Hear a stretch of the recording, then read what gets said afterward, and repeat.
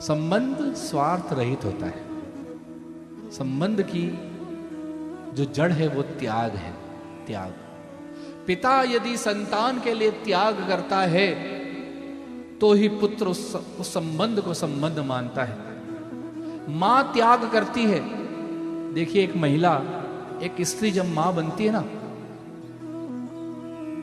तो अपने शरीर का त्याग करती है, अपनी सौंदर्यता का त्याग करती है।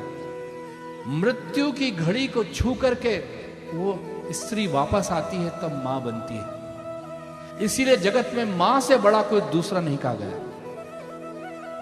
एक स्त्री जब कन्या कोई मां बनती है, अपनी सुंदरता खोती है, शरीर का भाव खोती है, और यहां तक कि मृत्यु की स्थिति को छू करके वापस आती है, तब वो मां बनती है।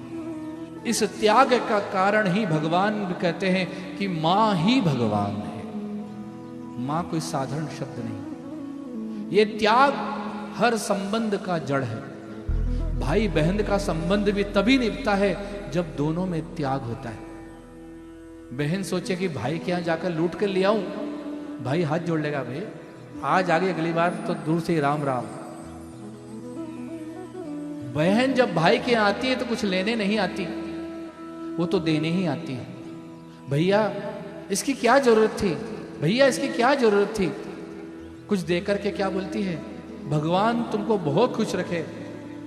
हजारों रुपए की वस्तु लेकर के करोड़ों का आशीर्वाद दे जाती है।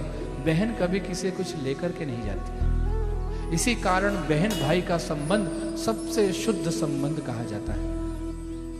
पति पत्नी का संबंध, पति त्याग करता है, दिन रात मेहनत करता है, खुद के पेट को काटता है अपनी पत्नी के लिए, अपने संतान के लिए, तभी उसकी कीमत आज घर में मानी जाती है कि ये है तो पति परमेश्वर है।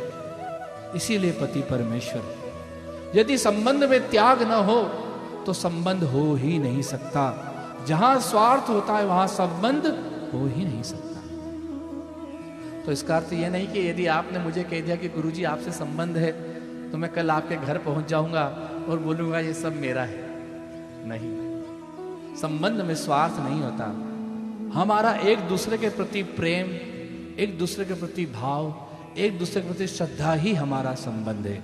हमें इससे ज्यादा और किसी की आवश्यकता नहीं। जब हम किसी से मिलते हैं तो कोई प्रसन्नता से हमें मुस्कुराकर मिलता है, भाव से मिलता है, यही हमारा संबंध है।